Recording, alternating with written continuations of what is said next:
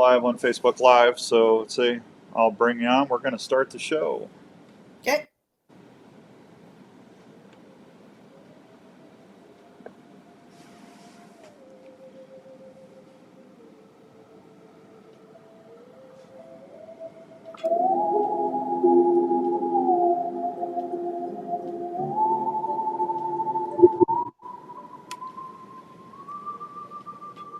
All right, welcome to this week's edition of Unknown Files, the radio show on the Outdoor Call Radio Network. Hope everyone's having a great Wednesday night all across the good old US of A.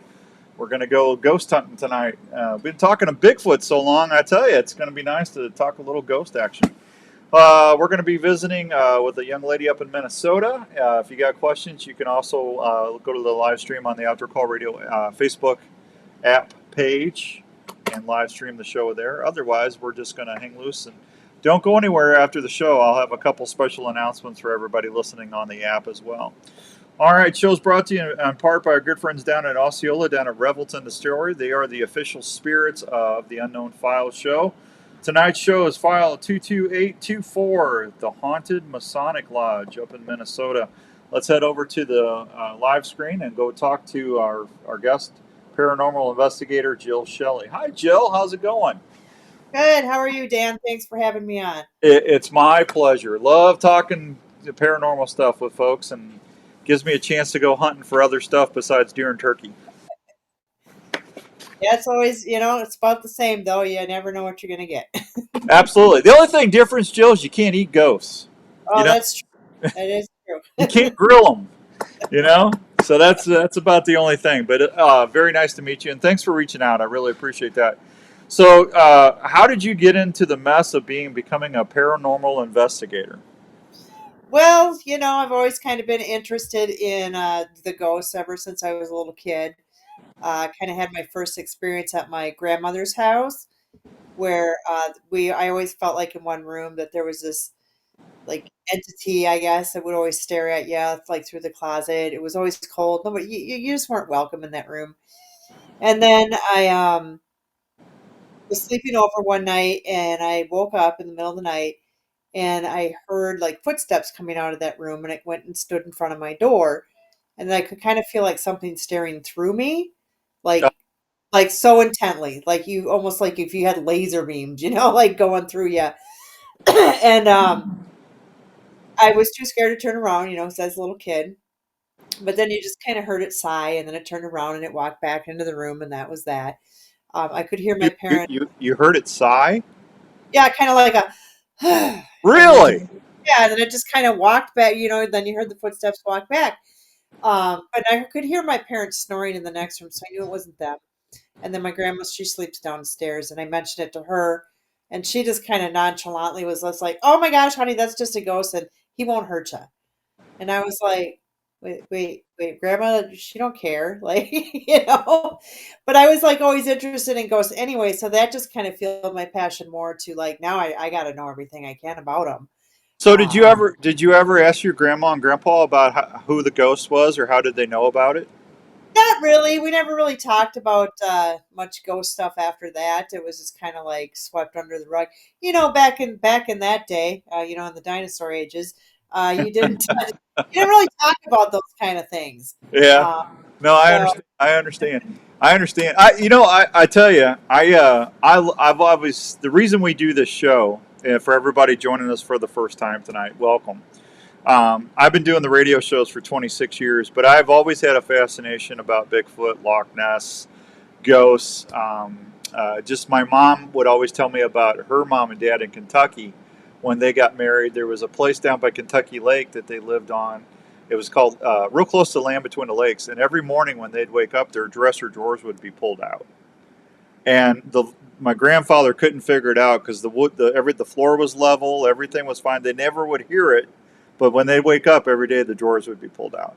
And ever since my mom told me that story, it just fascinated me. And then we all grew up in the 70s and everything watching In Search Of. But hey, Rick Seeker, good to see you tonight. Thank you for watching.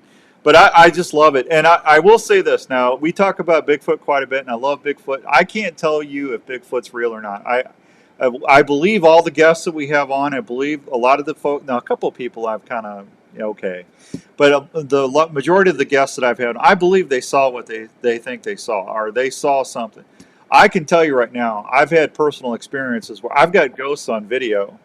And Jill, I don't know how long you've been a paranormal investigator, but I've been to some of the more notable houses over the years, like the Lent Mansion in St. Louis, and I actually had something fly across the room behind me at the Lent Mansion, and I was the only one up there, and there was no way that was fake. It was a big, those big dumbwaiter trays that when it's a restaurant, so the big plastic tubs. Hmm. That thing moved like 6 feet, there was nothing there. And I went and looked for a fishing line or whatever, but that kind of was really weird. But my old house, I didn't hear a sigh, but I've got video of stuff coming out of the wall and flying around while I'm doing the shows, and I've actually showed several people that it's freaky, and you can't tell me that's not. I'm not imagining that. It's I don't. It's just so ghosts. I'm more open minded, and I can say I believe ghosts are real or spirits are real because. And I've heard you ever heard of a ghost animal? Oh yeah, yep. Yeah, I had a cat when I bought that house, and I've told this story on the radio before. It was just myself and the home inspector before I closed on the house, and the whole basement was empty. It was just the furnace, the sub pump, and the water heater. That was it. And we're standing there talking. He's telling me about the inspection, and right next to us we hear. And I looked at him and I said, "Did you hear that?" And he goes, "Yeah, it was a cat." And I said, "There's no cat here." We looked around and there was no cat there. That was freaky, Jill. Yeah, very cool though. That's Yeah. cool. I've had some experience with that, but there's a couple places I would love to go that as I have guests on. But I'm a little jealous when you reached out to me. You guys actually own a couple properties yourself, and Uh, go ahead. yeah, Yeah, yeah. I was going to say, doing being Beth the investigator since 2010 is when we started, yeah. and we just kind of started out, doing local homes, businesses, that kind of thing. Then we kind of branched out and started traveling around to the well-known haunted locations, which I was like, hey, I want my own place too. So, Well, before we talk about the Boyd House and the Masonic Lodge, tell everybody a little. St. Croix Paranormal is your group up in Minnesota. Tell everybody a few of the ones that people might recognize that you guys have done investigations or visited. probably most people would know for sure Waverly Hills, I would think. Waverly Oh Hills yeah, Sanitarium, yeah, the sanitarium. Yeah, Indiana State yeah. Sanitarium. We've done the Randolph Infirmary, Villisca Ex Murder House. Those are probably some of the bigger ones that I think people would know of. Uh huh. Uh, but yeah, gosh, for almost 12 years, there's so many places we've been everywhere. So Aaron. Hi, Aaron. Good to see you guys again. Nick. She says her and Nick had their first home had a ghost dog. We had shoes flip across the entryway all the time. That's pretty freaky, Aaron. Thank you for sharing that. Just listen to Turkey Talk. Back at it again, Tony. Thank you, Tony. I appreciate that. What was Waverly? Waverly's the one that's got that mile-long underground tunnel, right? Where yeah, they, the body shoot. Yeah. yeah. That, Now, did you go in there? oh my gosh. Yeah, that was crazy. There's like, so it's underground and there's no electricity. Our K2 meters are going off crazy. So there should be no electromagnetic fields there. There's no power running through there. But we also had like the REM pod, with just again something that picks up electromagnetic fields. We had that sitting down farther on the stairwell. That went off a couple times. And I know we were I was like being kind of brave. So my one friend, her knee's kind of bad. So she didn't want to go too far because there's a lot of steps. And I was like, oh, I'm just going to go down a little farther by myself. And it's really dark in there, like so dark. You can't see There's no lights, right? no lights and you're underground. So it's pitch Right. black. You can't see your hand in front of your face. Yeah, that's And I'm great. and I'm sitting there on the steps and I'm probably like maybe 5 steps down from her. And I could hear like the shuffle of footsteps coming up towards me. And I'm like, oh, no, no, no, no, I can't do this. And I go up and I sit by her. But yeah, it was, Did you have an infrared camera or a FLIR or something in front of you? yeah, we had a camera filming. Yeah. Did So you see? Did it pick up anything? it picked up the audio of the footsteps, but it Oh, didn't cool. Yeah, we didn't see any apparitions or shadows or anything, but like I said, our equipment that was left on the stairwell was going off when we weren't there. Yeah. So we were getting some activity as well, but it was just a super cool place to be. Yeah, that's the history of that place is really sad. It's just, and it's huge, and all the. If, I've never been there, but just seeing pictures and stuff, all the windows are broken out on the yeah, on the levels and stuff. Now, did you guys ever? Did you see any of the kids or have any? Did you leave any Target toys or anything out that to get them to play or interact with? We did. None of those objects went off. Okay, all right. We just had another REM pod, I think, up on the third floor that had gone off, but otherwise it was mostly personal Did you get it? experience. Did you get any MVP EVPs? Gosh, it was so long ago. I don't think that we were real heavy on the EVPs on that one. Well, that's all right. Hey, Russell, good to see you. Does she know why? Does she know what I'm thinking? Jeff, she's no, she's an investigator, not a psychic.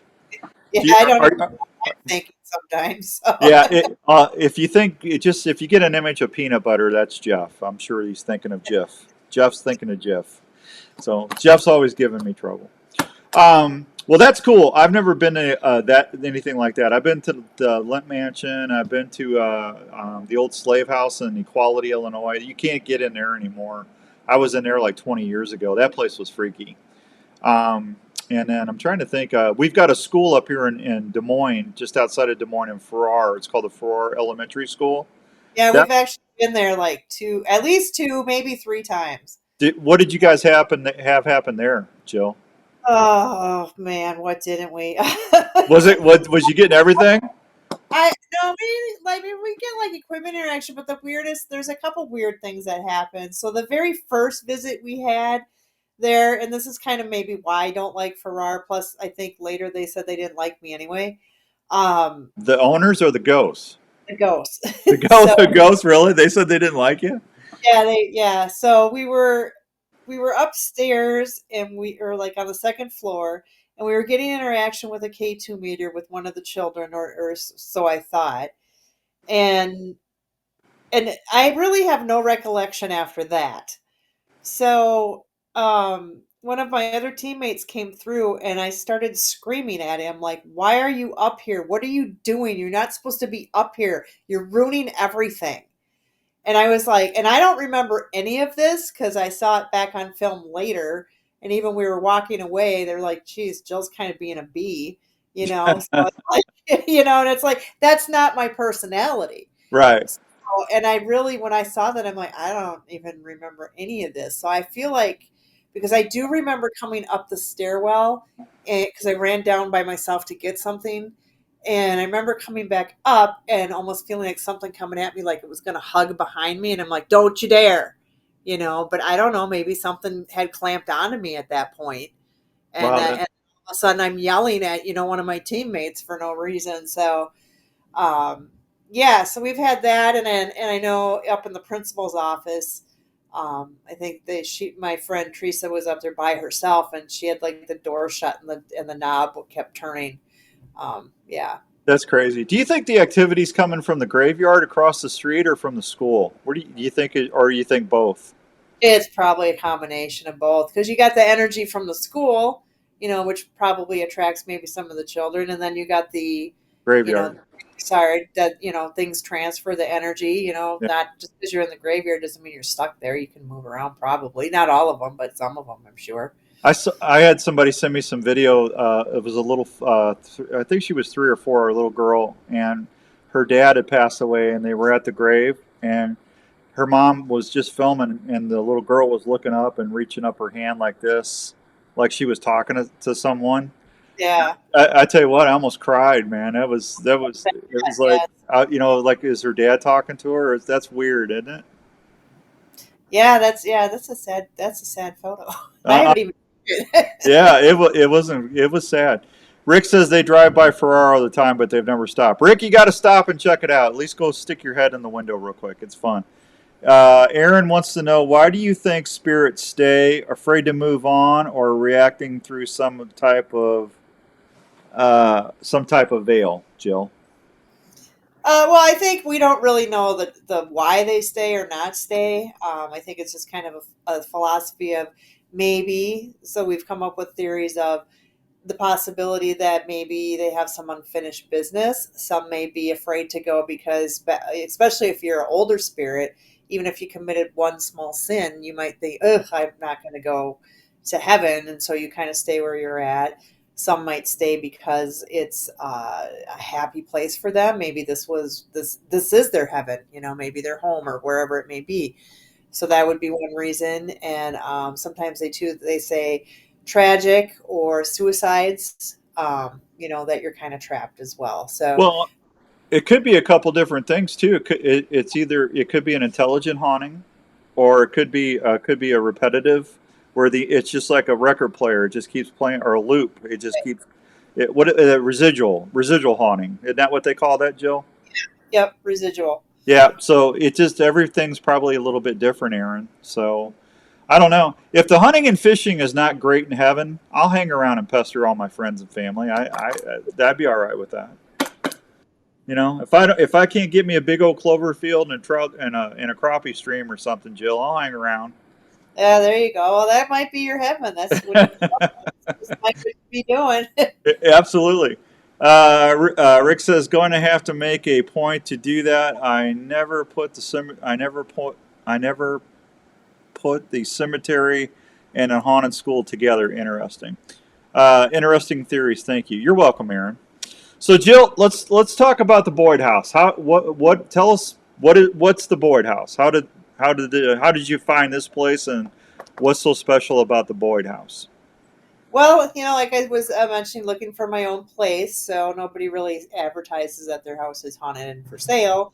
So I just kind of went kind of with my own instinct, just going through the multiple listing service and putting in my criteria. And if I got kind of a feel for it, my realtor knew what I was looking for, and so I would do many investigations. And we looked at a few places, but then when I came across the Boyd House, I'm like, oh my God, this is the one.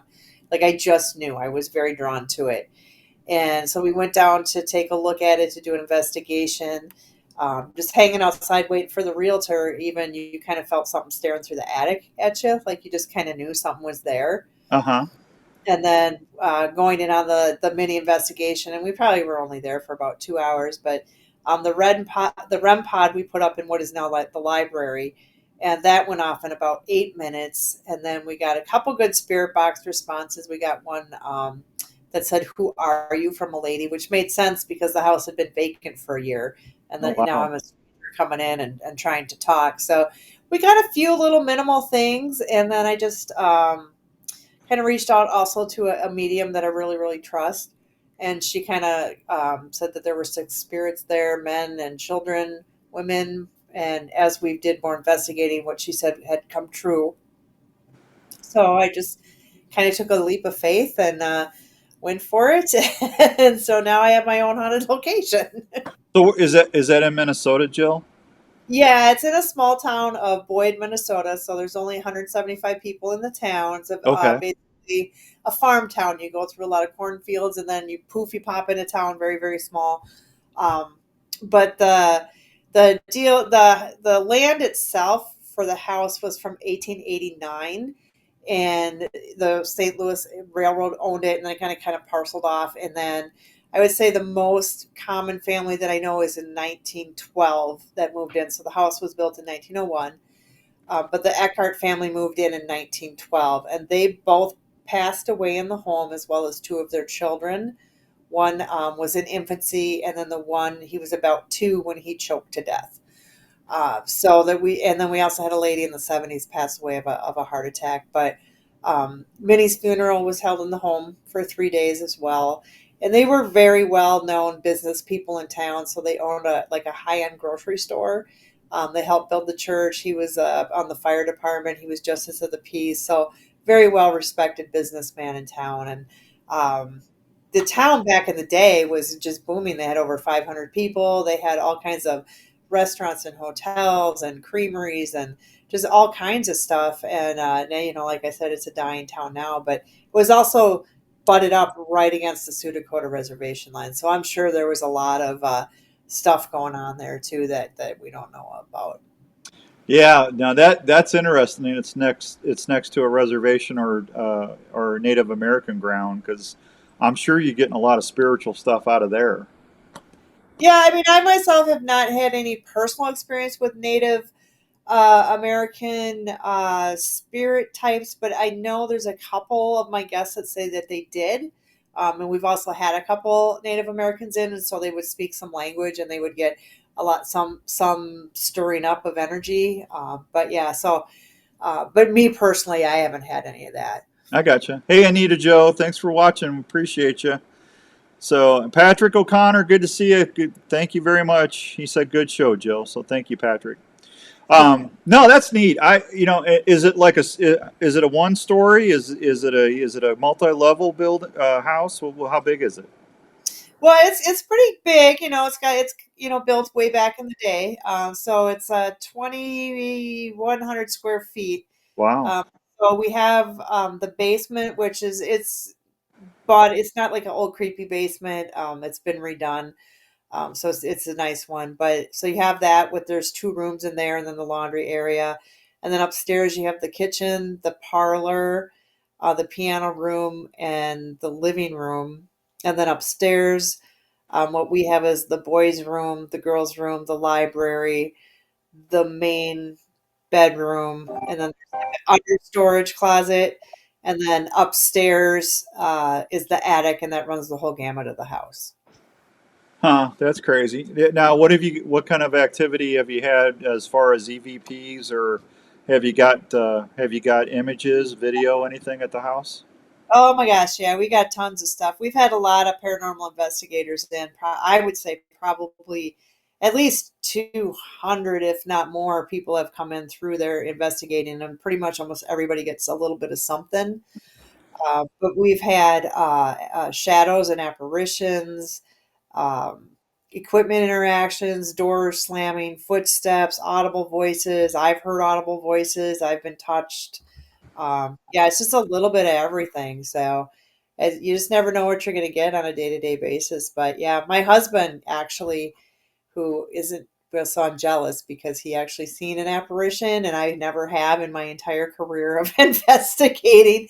And he's not even into ghost stuff, he just supports me what I do. But he was coming in through the front door, and then as he came in, he looked up at the front, or up on the stairwell, and he saw a woman with kind of long brownish hair, in white. But he said for a split second he thought it was me, and then he kind of looked away and looked back, and she was gone. Because it took him a second to register that that wasn't me, and he's like, okay, so So, solid form, or was it like a translucent? yeah, he said it was just like looking at me, like he's like, I saw the long brown hair, but she had like a white on. He goes, but it wasn't like a full. He goes, if I really think about it, it's like she didn't really have a body. Almost, it's almost like it was her shoulders, and then that was kind of all he saw, and it was just split seconds, like so fast, like Do you yeah. So do you get a lot of activity on the stairs? we do get a lot of activity on the stairwell. A lot of times you hear the footsteps. We put REM pods, EMF ropes, things like that on the stairwell. You'll get those to go off as well. Huh? It was that many? You said many. Was it her, or what? Did you try to debunk it or look up? Uh, yeah, no, I don't know why we get a lot of energy on the stairwell. I don't think it was Minnie just based on the description because Minnie was older. He said this girl looked like she was maybe 18 to 20-ish, around that age. So we don't know who she is. We get like voices and things that come through that have no correlation to my deed. But we also have brought the house back to the 1900s. So we've got a lot of antiques in the house, so those could have attachments. We've actually have things in the house that are supposedly haunted items, and so we have those. So just kind of a whole gamut. Also, the railroad tracks run right behind the house, so I feel like that creates a little bit of energy too. So just a lot of different things going on there. So that house is like 123 years old, if my math is right. Right about there, yeah. Yeah, I can't take my shoes off, so I can't give you an accurate one. But yeah, all right. Well, that's kind of cool. And how often do you live there, or do you just use it for investigations, or what? Yeah, we just rent it out for investigations. I would say 90% of the people that come there are actually with a paranormal team or something. But we do have people. Anybody can come to the house. We do actually provide some real basic paranormal equipment for those that don't have any. So it kind of gives them something to do, and I think they have a little bit more fun with that kind of stuff too. That's crazy. All right, we're visiting with Jill Shelly from St. Croix Paranormal, and we got to still talk about this Masonic Lodge. Jill, hang on for me. I need to take a real quick break, and we'll be right back and pick it up from there. Is that all right? Okay. You relax or get a beverage, and we'll be right back in a few minutes. So you hang on.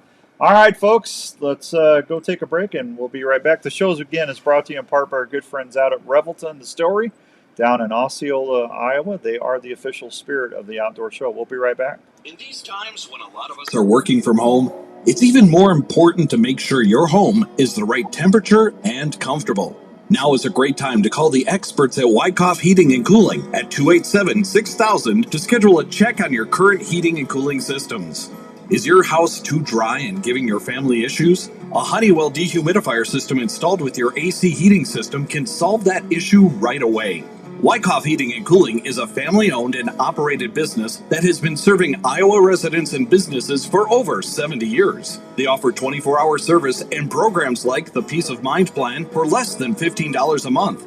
So if you want more time on the water or in the woods this year, please call the folks at Wyckoff Heating and Cooling for any of your home or business heating and cooling needs. One call to Wyckoff Heating and Cooling will bring you peace of mind under your roof every day. Hey America, when you barbecue, cookies is the one. Lots of flavor, lots of goodness, thick and rich, lots of fun. Hey America, when you barbecue, try Cookies barbecue sauce for a treat. Cookies barbecue sauce is the barbecue sauce America loves to eat. You're heading out on your morning hunt well before sunrise, so you can stay undetected from that giant you've been chasing all season. Wouldn't it be nice to know exactly where your stand or blind location is without letting anyone know where you're at walking in? Have you ever heard of Onyx? Onyx is one of the most important pieces of hunting gear that you can use and always have with you. The Onyx Hunt app allows you not only to get from your truck to your hunting spots, it also allows you to mark and save your parking spots, scrapes, food plots, rub lines, or some possible next stand locations. The Onyx Hunt app is also a great way to see your property and know where you stand. Onyx is a mobile app that you can take anywhere. It's recognized by game wardens all around the country as a valuable hunting tool. So, if you want to always know where you are and have the ability to save information that will help you be a better hunter, go download the Onyx Hunt app at your app store today. Tacticam has launched the best-in-class cellular trail camera, the #1 selling action camera in the industry. The new Reveal by Tacticam will change the way you scout forever. Not only is it one of the easiest to set up, but the most affordable cellular camera on the market. As you know, you educate your game and leave your scent when checking cameras in the field. With Reveal, those issues are gone. You can receive pictures in almost real time right to your app without going into the field. The Reveal offers half-second trigger speeds, detects game from up to 96 feet away in 4G and LTE wireless modules. Verizon and AT&T plans available. 24-inch LCD screen, adjustable night illumination, and data plans starting as low as $5 a month. The Reveal's world-class app allows you to set up your camera, add cameras, view and organize pictures, and much more. Again, plans starting as low as $5 a month. The new Reveal by Tacticam saves time, gas, and most importantly, helps you stop educating your game. RevealCellCam.com for more info.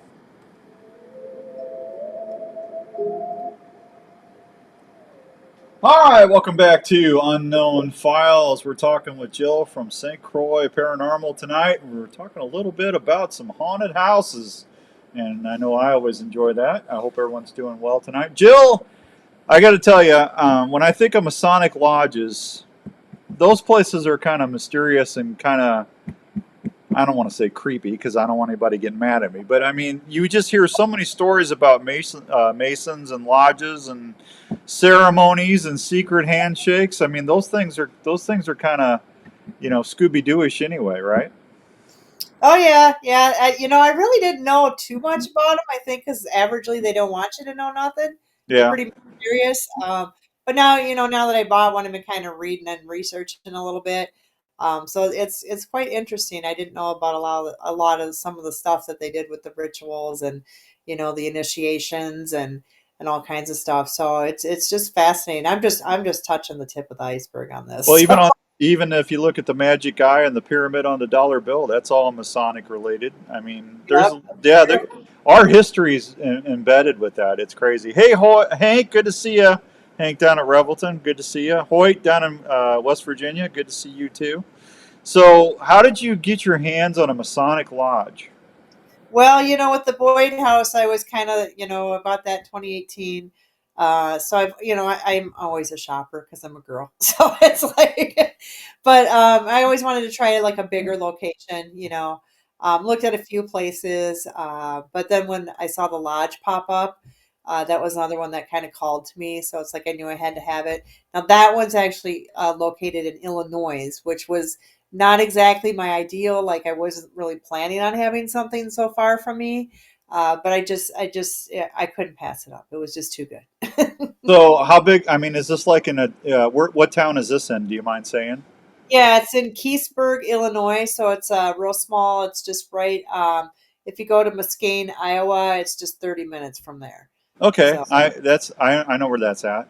So is it a big temple, big lodge, or smaller one, or yeah, I mean it's 4,000 square feet. So it's wow? twice the size of the Boyd House. It's got a real small basement, so two small rooms. But then it's just basically two floors. So the main floor kind of has like well, we do know the one area was the dining room.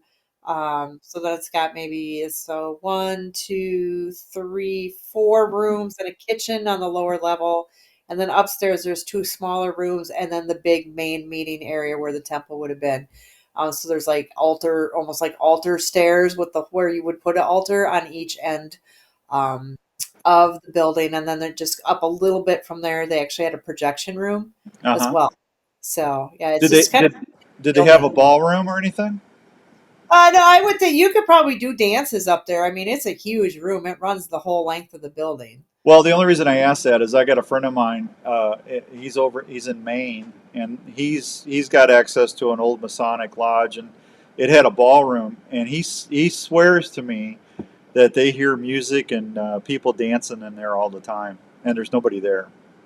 Oh yeah, for sure. Yeah, I mean that could be residual too, but I don't know. Yeah. I think there's just too much energies with these Masonic stuff because I know there's a couple other Masonic places out there that are haunted and having people come in them as well. So I think there's just a lot of energy. So we're gonna So, find out a lot of so stuff. you bought the lodge. Did the realtor say, "Hey Jill, we got a haunted one for you," or did you just wanted it because it was there?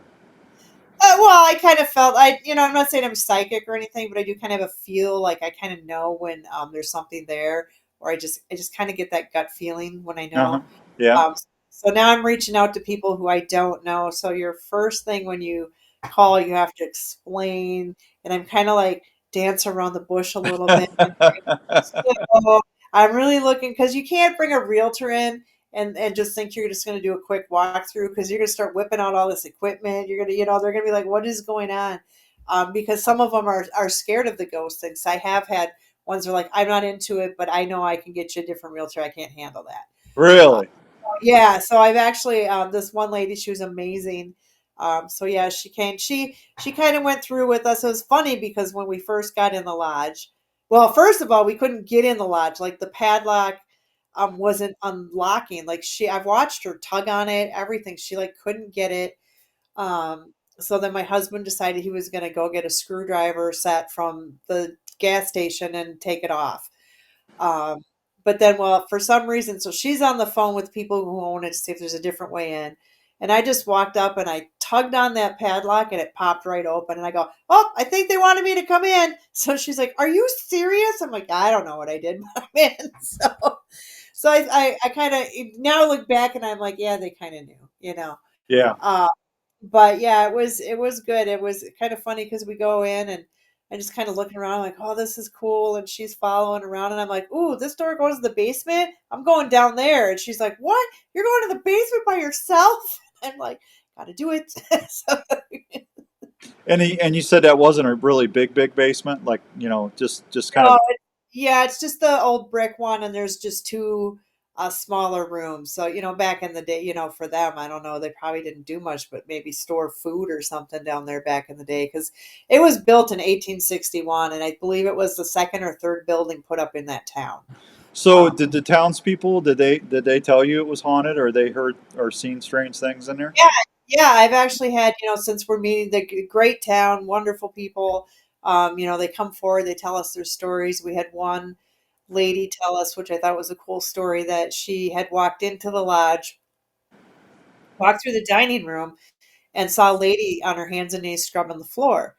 And she just kind of said hello, and then she walked into the kitchen and was talking to the people. And she's like, "Hey, who was out there scrubbing the floors?" They're like, "There's nobody out there scrubbing the floors."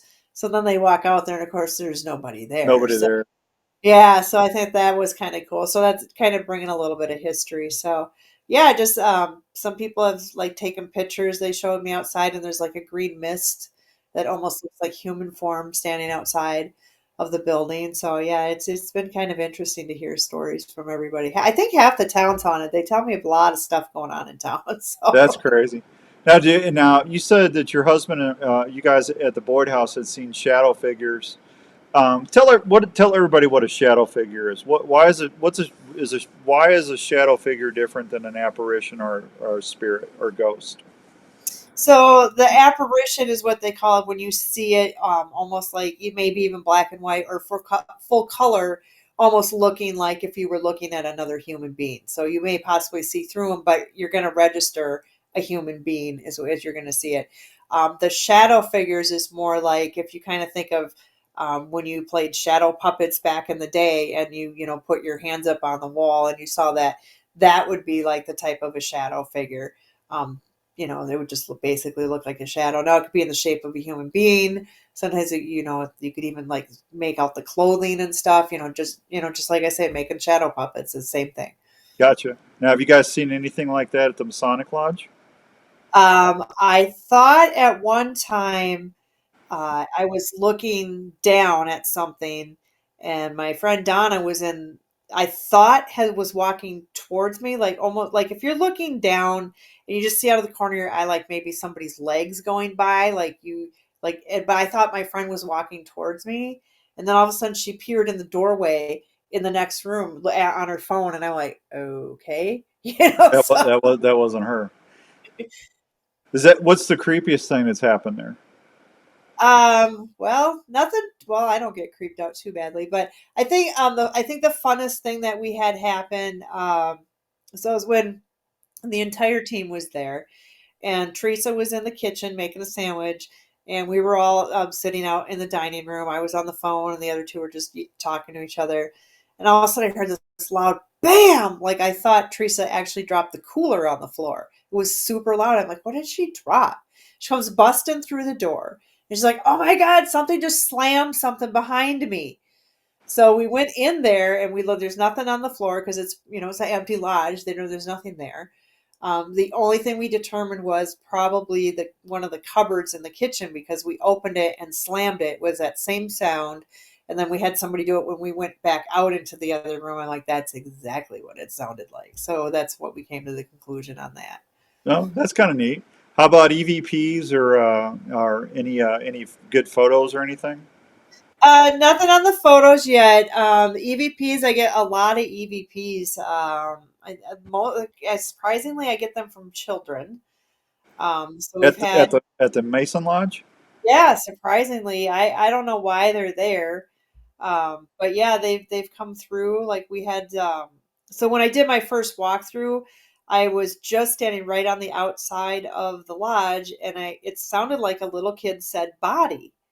So actually, when I bought it, I thought I'm just going to bring some toys because I don't understand why the children would be here. But I mean, the Shriners deal with children, so maybe the Right. Masons did something with the kids or something. I don't know. Um, and yeah, so I brought a bunch of toys, and I put we don't have any power in the building, So I put like a EMF. It's like the shape of a lantern. It's like a K2 meter, so it detects the EMF. That went off a couple of times with the toys, but then I also got an EVP that says "You got dolls," and then and so that was a child voice, and then upstairs we had another child voice when we had the EMF ropes draped across the altar, and that kept going off, and I was like, "Can you touch the other thing, the REM pod?" And the little kid said, "I'd rather not." And they were just plain as day, EVPs. We've got so many, I can't even think of them all right now, but they're No. very interactive into to what we were doing or what we were saying. So, Yeah. yeah, Ken's, it's very. Ken's watching us tonight. He said he heard that the firehouse in Oskaloosa, Iowa, is haunted. I bet, Ken, I'll have to check into that. Thank you, buddy. I appreciate that. Yeah, they actually have the Mercy Hospital in that town, and I can't say it, so I'm not gonna. But the Uh, Mercy Hospital there is amazing. We had so much fun there. in Oskaloosa? Yeah, Yeah. yep, it's the Mercy Hospital. The Huh. old Mercy Hospital, so it's a really old brick building. I think they're renting it out for office space right now. That's kind of neat. So, Yeah. Minnesota's got a lot of activity. I go up to Deer River, Grand Rapids a lot, and there's a reservation real close to where I go walleye fishing up at Lake Winnebagosh up north. And man, Jill, they got a ton of activity up there. I mean, they see a lot of UFO activity, and I talked to a couple Native American folks, super nice people, and they said that they're in the woods all the time, and they see orbs and shards of light. They see a ton of stuff on the reservation at night. Oh, I can imagine they do, especially being out in the middle of nowhere too. Yeah, So yeah. It seems like anywhere there's water, a lot of limestone, granite, you tend to see a lot of energy built up. yeah, we've noticed that too on investigation, especially like you say, if you have like the lime walls and things like that, we get a lot of activity. Yeah. What's some of the big hunts or things you guys are going to do as a group this year? Well, we're kind of a little bit down right now. We have been for a while just because everybody's doing their own thing. So one's in school just getting ready to graduate, one's going in school, one just had a set of twins. So it's just so we're kind of taking a little bit of break. But we are doing one investigation this year. We're doing the Glen Beulah School in Wisconsin. So we'll be doing that in May. And then trying to hope that I can maybe if we can do one more weekend maybe in fall. We'll see what everybody's doing. One place I want to go, and I don't have time because I'm doing 6 radio shows a week now. It's ridiculous. The Dells up in Wisconsin. One of the big resorts on the Dells is supposed to be really haunted. Oh, And really? yeah, but I don't know how you would get in there and investigate it because they're constantly booking people in there to stay. I don't know how you would ever investigate it, but they say that there's a lot of activity. People switching rooms, the doors slamming, and people get freaked out and leave in the middle of the night. It'd be kind of neat to see that. Yeah, if you can find out what room it is, then you just book that room because I've done that. Have We've you gone, at yeah, the Dells or other places? not at the Dells, at other places that we know are haunted, but we can't get in or the owners won't let you in. But I'm like, well, I'm a paying customer now. So it's like, like I've been in hotels and I'll set everything up in just my room. And yeah, I can't. I think I had a REM pod in one hotel room, and at like 5 in the morning, it just started ringing like crazy. And I was like, I just looked my head up. I'm like, hey, who's here? And then it stopped, and I was like, okay, kind of talked a little bit, to maybe catch the EVP. Nothing happened, so I went back down to lay to bed. Listen, it starts ringing again. And I'm like, oh my god! So yeah, I at least got something, in the middle of the Yeah. night. Well, 5 in the morning. So yeah. Well, last time I took the kids up there, it haunted me for a long time as much as I paid. I'm telling you, it was just that stayed with me for a while, Jill. Yeah, I know. It's a fun place. Yeah, Great. yeah, I do got to confess, I love the arcade up there. I told them guys, you go do the water slides and everything. I'll hang out at the arcade. So, There you yeah, go. I loved all the games and stuff. They had a big giant hook that you could get one of the big balls, the bouncy balls.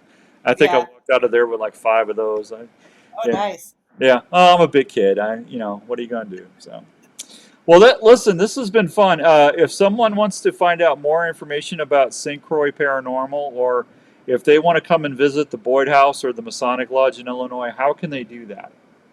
Well, for the team for St. Croix Paranormal, you can just find us on Facebook right now. If you're interested in the Boyd House, that's boydhouse217.com. Or if you want to check out the lodge, it's haunted1861masonic.com. So I've got all the information there for you. All right, we got my buddy Cheryl from Illinois Paranormal on, and she said you guys should be. She would love to be diving in to find out why there was in the history to find out why there were spirits there. It's difficult. We did a hotel and they blocked an area off for us, but she must be talking about the Dells. I'm sorry. Thank you, Cheryl. I appreciate you. The amount of Washington Hotel is supposedly super haunted. The amount of Washington Hotel, 2 minutes down from the road from me. There you go, Brad. Mount Washington Hotel. All right, I'll have to check that out. You ever heard of that one, Jill? I have not. Yeah, I'll have to look into that, Brad. That's awesome. Hey, Jill, it's been a pleasure. Let me know if you guys get anything on video or anything. We'll get you back on the show. Love to visit with you again. All right, sounds good. Thanks for having me. Oh, it's my pleasure. Hey, that's going to wrap it up for tonight's Unknown Files show. File 22824, Encounters at the Haunted Masonic Lodge. We're going to visit with next week, and we got a really neat thing up next week. It's going to be a lot of fun. So thanks to Jill at St. Croix Paranormal, and I want to thank the fine folks at the Revelton Distillery in Osceola for helping us do the show every week. Rob and all the gang down there. They got some really cool stuff going down there. I also want to thank Cookies Barbecue Sauce, Wyckoff Heating and Cooling. And hey, we're going to be at the Iowa Deer Classic from the rest of the week, so make sure show opens up at Friday, I believe at 2 o'clock, so make sure you come out and say hi at the booth. We're going to have Respect the Game TV, the Outdoor Call Radio, and Rupert's Roost and Peace Turkey Calls. We got 3 booths in a row for you to come out and say hi. Thank you, Rick. I appreciate that. It was a fun show. I appreciate it. Super spooky. And we got a bunch of giveaways. And I didn't tell everybody this on last show. First 15 people to come up to me and show me the app at the Deer Classic, I'm going to give you a block, 2 blocks of Arctic Ice. I'm going to have those shipped to you. All you got to do is just come and say, hey, we love the Outdoor Call Radio app, and show it to me on your phone. If you don't have it, you can download it, and I'll let you win that way too. But first 15 people. And don't forget, we got bows, gearheads on sale. $300 off if you buy a gearhead bow at the Iowa Deer Classic from over there at Archery Field and Sports. Skip, the owner of Gearhead's going to be there to let you shoot a whole bunch of different bows.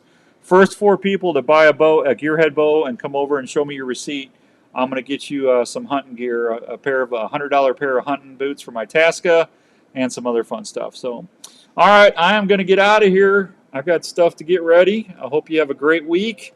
Thank you for joining me on Unknown Files. We'll see you soon. Good night, everybody. Have a great, great week.